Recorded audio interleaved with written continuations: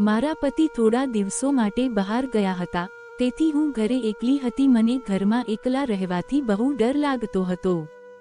અમારા ઘરની બાજુમાં એક 16 વર્ષનો છોકરો રહે છે અને એક દિવસ તે અમારા ઘરે આવ્યો. ભલે તે 16 વર્ષનો છોકરો હતો, તેમ છતાં તેણે રાત્રે સતત ત્રીજી વખત મારી સાથે જે કર્યું તે સાંભળીને તમારા હોશ ઉડી જશે.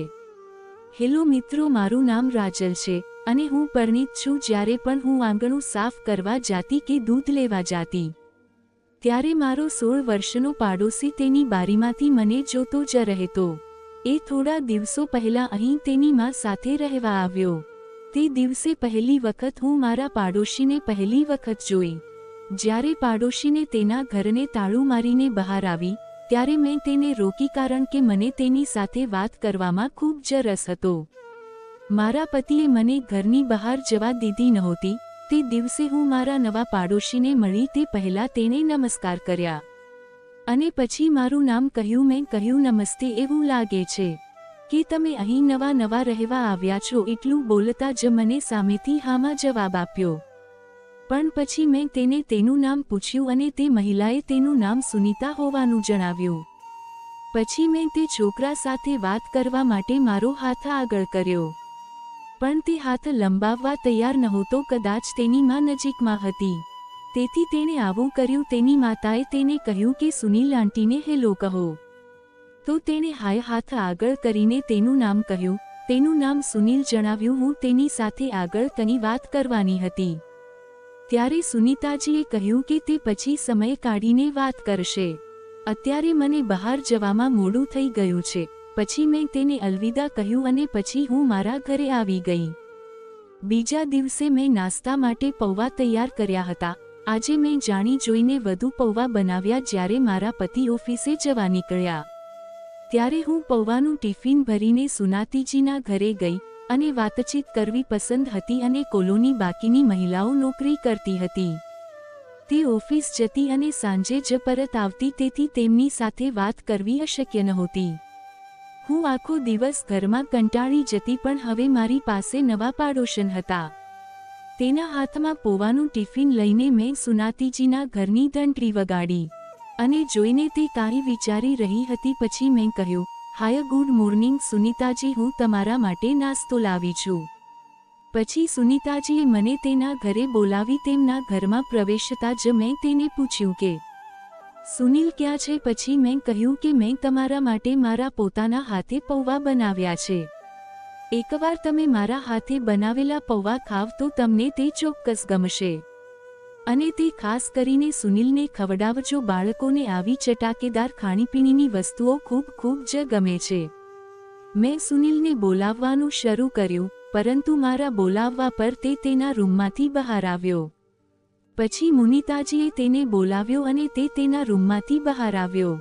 રૂમને બાળકો રમાડવાનો ખૂબ શોખ હતો. સુનીલ તેની માતા પાસે આવીને બેઠો અને સુનીતાજી મારી સાથે વાત કરી રહી હતી. કદાચ તેમને બહુ બોલવાની આદત નહોતી.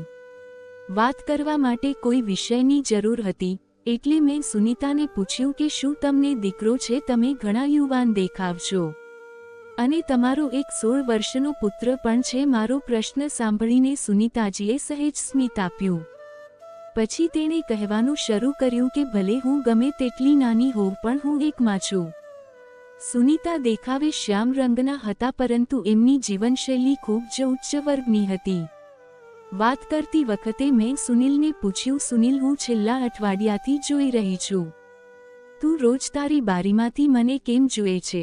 મારો પ્રશ્ન સાંભળતા જ મુનિતાજીએ ગુસ્સાથી તેની સામે જોયો. પછી તે કહેવા લાગ્યો કે હું તમને કેમ જોઈશ? મને પક્ષીઓ બહુ ગમે છે, તેથી હું પક્ષીઓને ત્યાં ઝાડ પર બેઠેલા જોઉં છું. પછી મેં એને કહ્યું કે ઠીક છે, અને મારા ઘરે પાછી આવી. 2 દિવસ પછી જ્યારે હું મારા ટેરેસ પર પાણીની ટાંકી સાફ કરી રહી હતી, મારી આંખો સુનીલના રૂમ પર પડી. મેં જોયું કે તે મને ઈશારો કરી રહ્યો હતો. મને એવા ઈશારાથી પૂછી રહ્યો હતો કે શું હું તમારી મદદ કરવા આવું? મને પણ પાણી ટાંકી ઊંધી કરવા માટે કોઈના મદદની જરૂર હતી, કારણ કે હું આટલી ભારે ટાંકી ઉઠાવી શકતી નહોતી. તેથી મેં પણ તેને ઈશારાથી આવવા કહ્યું. પણ કદાચ તે તેની માં પાસે પરવાનગી લેવા ગયો, તેથી હું તેના ઘરે ગઈ સુને તે જે ડોરબેલ વગર મેં તેને ડોરબેલ ઉધાડી કે તરત જ તેણે દરવાજો ખોલ્યો. મેં તેને કહ્યું કે મને મારા ઘરની ટાંકી સાફ કરવા માટે થોડી સમસ્યા આવી રહી છે. તેથી મને સુનિલની મદદની જરૂર છે. શું તમે તેને મારી સાથે થોડા સમય માટે મોકલશો? તેના હાવભાવ પરથી લાગતું હતું કે તેને મોકલવામાં માંગતી નથી, તેમ છતાં મેં તેને વિનંતી કરી. પછી તેને કહ્યું તમે જાઓ, હું તેને તરત જ મોકલી દઈશ. પછી હું પણ મારા ટેરેસ પર પાછી આવી ગઈ અને થોડીવાર પછી સુનિલ પણ ત્યાં આવ્યો. પછી મેં તેને ટાંકી સાફ કરવામાં મદદ કરવા કહ્યું. હું ટાંકી તરફ વળી કે તરત જ પાછા સુનિલ મારી સાડીનું પલ્લું ખેંચવા લાગ્યો. હું સમજી શકી નહીં કે 16 વર્ષનો છોકરો આવું કેમ કરી રહ્યો હતો. પછી મેં તેને પૂછ્યું તું શું કરે છે? મેં તને ટાંકી સાફ કરવા બોલાવ્યા છે. હું બોલતી હતી પણ તે મારી વાત સાંભળતો નહોતો. પછી ગુસ્સામાં મેં તેને કહ્યું કે મેં તને ટાંકી સાફ કરવા માટે બોલાવ્યો હતો, મારી મજાક જોવા માટે નહીં. તેથી જ મને તું મદદ કર અને બાકીનું કામ છોડ. તેના પર સુનિલે કહ્યું કે માતાએ મને મારા કપડાં ભીના ન કરવાનું કહ્યું છે. જો તમને બીજી કોઈ મદદની જરૂર હોય તો હું કરીશ. પણ તે ખૂબ જ સ્વાર્થી છોકરો. હું ટાંકીમાંથી ડોલ વડે પાણી કાઢી અને સાફ કરી રહી હતી, પરંતુ એક નવોઈ લાવ્યો અને નવોઈનો એક ભાગ ટાંકીમાં નાખી અને બીજો ભાગ તેના મોઢામાં નાખીને પાણી ખેંચવા લાગ્યો. આમ કરવાથી ટાંકીમાંથી પાણી ધીમે ધીમે બહાર નીકળવા લાગ્યું. હું ઘણા સમયથી જોતી હતી કે સુનિલ એકદમ ગંભીર ચહેરા સાથે કામ કરતો હતો. માં સમજી શકતી નહોતી કે તેને શું થયું છે. ટાંકીની સફાઈ કર્યા બાદ નવું પાણી ટાંકીમાં નાખી સુનિલને મારી સાથે ઘરમાં નીચે લાવ વિચારવા લાગી છું. તેની માં તેને ના કપડામાં જોશે તો તેને મારા કારણે ઠપકો આપશે ને હું આ ઈચ્છતી નહોતી. તેથી જ હું મારા હાથ વડે તેના ભીના વાળને સૂકાવા લાગી. ત્યારે તેણે કહ્યું કે તમે કેટલા સારા છો. આટલું કહી તેની આંખોમાં આંસુ આવી ગયા. તેણે જે કહ્યું તે સાંભળીને હું રડી, પણ તેની પાછળનો ઈરાદો મને સમજાયો નહીં. તે રાત્રે મેં મારા પતિને ફક્ત એટલું જ કહ્યું કે વિજય, તમે મારી સાથે ક્યારેય વાત કરતા નથી. હું આખો દિવસ ઘરમાં કંટાળી જાઉં છું. આપણે થોડા દિવસો માટે બહાર જઈએ તો. મારી આ વાત પર વિજય મારા પર બૂમો પાડવા લાગ્યો. કહેવા લાગ્યો કે તારે ઘરે બેસી રહેવા સિવાય બીજું કોઈ કામ નથી. ઘરે બેસીને ખાવું પીવું અને પછી પાછું કંટાળી ગઈ છું એવું કહેવું. પણ મારી પાછળ ઘણું કામ છે. હું તારી સાથે વાત કરવા અથવા તને પ્રવાસ પર લઈ જવા માટે નવરો નથી. આમ પણ તું આખો દિવસ ઘરમાં બેઠી રહે છે. આજુબાજુની બધી સ્ત્રીઓ નોકરી કરે છે અને તું ગામડાની સ્ત્રીઓની જેમ આખો દિવસ ઘરે બેસી રહે છે. આમ પણ બીજે ઘણું બધું કહ્યું. મને મોઢું ફેરવી લીધું. તેને અચાનક શું થઈ ગયું મને કંઈ સમજાયું નહીં. તેની આવી વાતોથી મારા હૃદયને ઘણું દુઃખ પહોંચ્યું. તે રાત્રે હું સૂઈ શકી નહીં અને બીજે દિવસે તે ઓફિસ ચાલ્યા ગયા અને હું મુનિતાજીના ઘરે ગઈ, કારણ કે મારે મારા મનને હવે હળવું કરવાની જરૂર હતી અને હવે અમે સારી રીતે પરિચિત થઈ ગયા હતા. હું જાણતી હતી કે તે મને સમજશે. હું તેના દરવાજે ઊભી રડતી હતી. આ જોઈને મુનિતાજીએ મારો હાથ પકડીને અંદર બોલાવી. પછી મેં તેને ગળે લગાવી અને રડવા લાગી. પછી મેં તેમને કહ્યું કે મારા પતિ મને દુઃખ પહોંચાડ્યું છે. તેણે કહ્યું કે પતિની જાત આવી જ હોય છે. પતિ ક્યારેય પત્નીની કિંમત છે સમજી શકતો નથી. આટલું કહી તેણે મને શાંત કરવા સુનિલ પાછા પાણી મંગાવ્યું. ત્યારે હું થોડી શાંત થઈ. પછી મેં મુનિતાજીને તેના પતિ વિશે પૂછવાનું શરૂ કર્યું તો તેણે જણાવ્યું કે તેના થોડા વર્ષ પહેલા છૂટાછેડા થઈ ગયા છે. તે પણ આવો જ હતો. તે મારી સાથે વાત કરી રહી હતી ત્યારે તેનો ફોન વાગ્યો અને તેણે ફોન લીધો અને તેના બેડરૂમ તરફ જતી રહી. ત્યારે સુનિલ મારી પાસે આવ્યો. કહ્યું કેમ છો દોસ્ત? આજે તું આટલી બધી કેમ રડે છે? મારા મિત્રની આંખમાં આંસુ સારા નથી લાગતા. આ કહેતી વખતે સુનિલ મારી આંખોમાં આંસુ સાફ કરવા લાગ્યો. તે મારી સાથે ખૂબ જ સમજદારીથી વાત કરી રહ્યો હતો. તે નાનો હતો પણ ઘણો સમજદાર હતો. મેં તેને કહ્યું કે હું તને આ મારા પતિ પત્ની વચ્ચેના જે ઝઘડા વિશે શું થયું છે તે શું કહું? તું ઘણો નાનો છે તેથી તું આ સમજી શકીશ નહીં. પછી તેણે મારો હાથ પકડીને કહ્યું, મને નામનો સમજવાની ભૂલ ના કર, હું એક બુદ્ધિશાળી છું. કાકાએ આવી સુંદર પત્નીને રડાવી તેની પાસેથી તમારા આંસુનો બદલો હું ચોક્કસ લઈશ. આમ કહેતા તેણે મને રડતા રડતા હસાવી દીધી. થોડા સમય પછી હું મારા ઘરે ગઈ. એક જ દિવસે સાંજે મને વિજયનો ફોન આવ્યો કે તે ઓફિસના કામ માટે 3 દિવસ માટે બહાર જઈ રહ્યો છે અને નવા શહેરમાં અમને આવ્યા. નહીં 1 વર્ષ પણ વીત્યું નહોતું. આજ સુધી હું વિજય વિના એક પણ રાત ઘરે રોકાઈ ન હતી. મેં કહ્યું હા, પણ મને એકલા રહેવું ખૂબ જ ડરામણું લાગતું હતું. રાત્રે ભોજન કર્યા પછી મેં મુનિતાજીના ઘરનો દરવાજો ખખડાવવાનું શરૂ કર્યું. જ્યારે મુનિતાજીએ દરવાજો ખોલ્યો તો મેં તેને કહ્યું કે મારા પતિ થોડા દિવસો માટે ઓફિસના કામ માટે બહાર ગયા છે. શું તમે આજે રાત્રે મારા ઘરે સૂઈ શકો છો? તેણે કહ્યું કે હું મારા બેડરૂમ સિવાય બીજે ક્યાં સૂતી નથી. હું ત્યાં નહીં આવી શકું, પણ જો તમે ઈચ્છો તો તમે મારા રૂમમાં સૂઈ શકો છો. પછી હું મારા ઘરને તાળું મારીને મુનિતાજીના ઘરે ગઈ. જ્યારે હું તેના રૂમમાં ગઈ ત્યારે તેણે ખૂબ જ ઝડપથી એસી ચાલુ રાખ્યું હતું. સુનીતાજીએ છેલ્લા 1 કલાકથી પોતાના રૂમમાં ખૂબ જ ઝડપથી એસી રાખ્યું હતું. આવી ઠંડી હવાને કારણે મને ખૂબ ઠંડી લાગતી હતી. મેં મુનિતાજીને કહ્યું કે હું આ ઠંડીમાં સૂઈ શકતી નથી, તેથી હું હોલમાં બહાર સૂઈ જાઉં છું. પછી હું હોલમાં ગઈ અને થોડીવાર પછી સુનિલ હોલમાં આવી. પછી તે મને તેના રૂમમાં લઈ ગયો.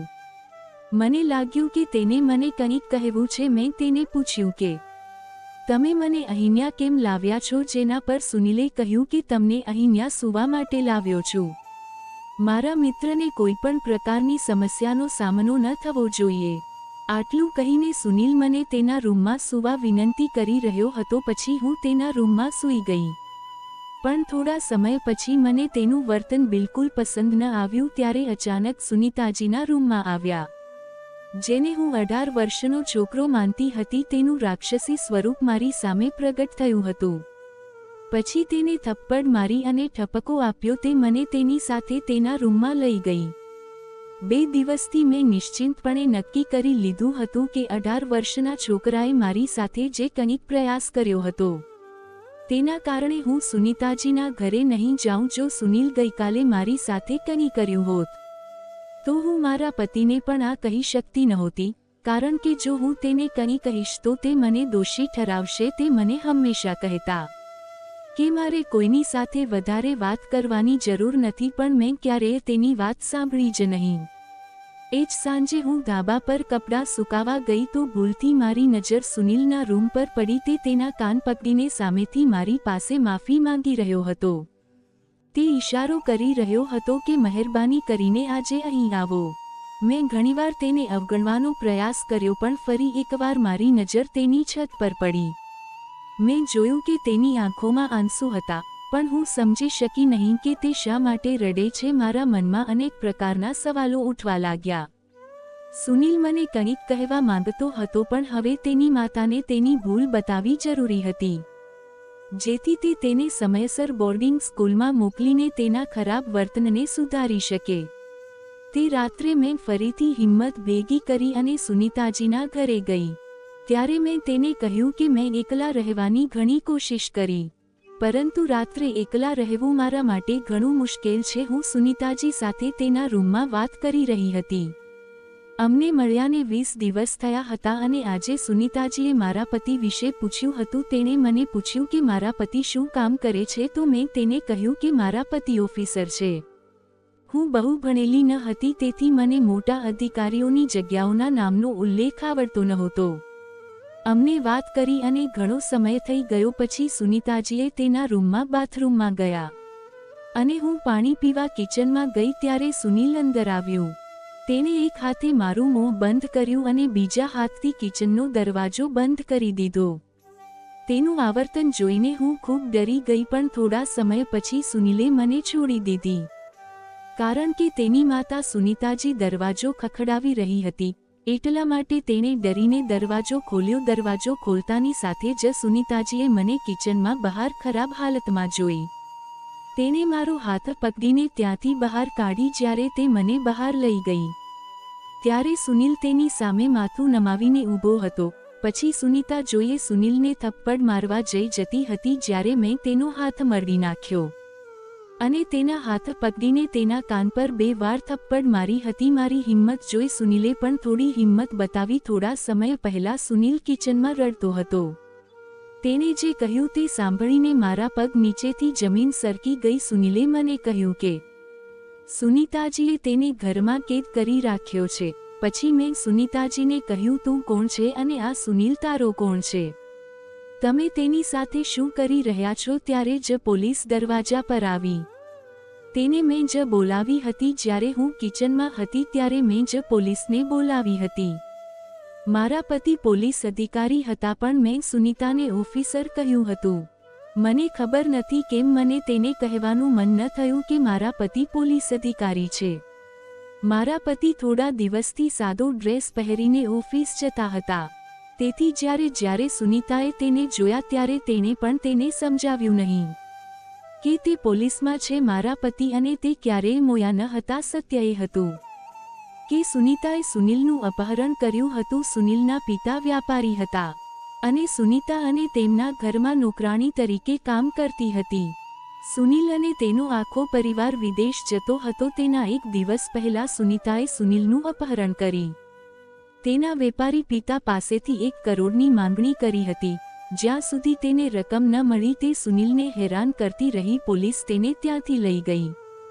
પછી જ્યારે મેં સુનિલને પૂછ્યું કે તે અમે પહેલા મળ્યા ત્યારે જ તે મને આ વાત કરી શક્યો હોત. પછી તે મને આ બધી વાતો કેમ ન કહી? ત્યારે તેણે કહ્યું સુનીત મારા પર નજર રાખી રહી હતી.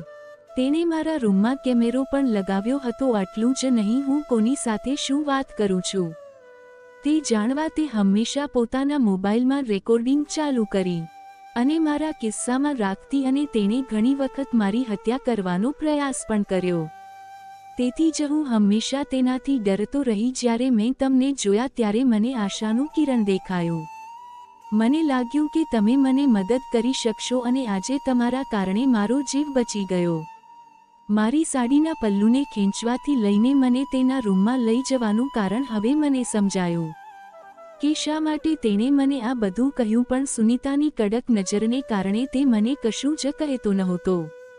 આગળ કિચનમાં મોકો મળતા તેણે મને બધું સાચું કહ્યું. બીજા દિવસે મારા પતિ કામ પરથી ઘરે આવ્યા તો આવતાની સાથે જ તેણે મને ગળે લગાડી અને મારા પતિ વિજય કહ્યું. હું તને કોઈપણ કારણ વિના કંઈ પણ કહેતો હતો કારણ કે છેલ્લા કેટલા દિવસથી આ જ કેસને કારણો ખૂબ જ તણાવમાં હતું. હવે આ કેસ એક પોલીસ અધિકારીની પત્ની ઉકેલી દીધો છે. તેથી અમારા વિભાગે થોડા દિવસોમાં તારું સન્માન કરવાનું નક્કી કર્યું છે. વિજયના મોઢેથી મારા વખાણ સાંભળીને મને ખૂબ જ આનંદ થયો. થોડા દિવસો પછી મારું સન્માન થયું અને સુનિલને પણ તેના પિતાના ઘરે મોકલવામાં આવ્યું. તે રાત્રે સુનિલે મને કંઈ કર્યું નહોતું. બસ તે મને પકડી તેનું સત્ય કહેવાનું હતું અને મેં તેને ખોટો સમજ્યો. તો મિત્રો, બુદ્ધિશાળી અને શિક્ષિત લોકો છતાં દુનિયામાં મૂર્ખ અને અભણ લોકો હોવા જોઈએ.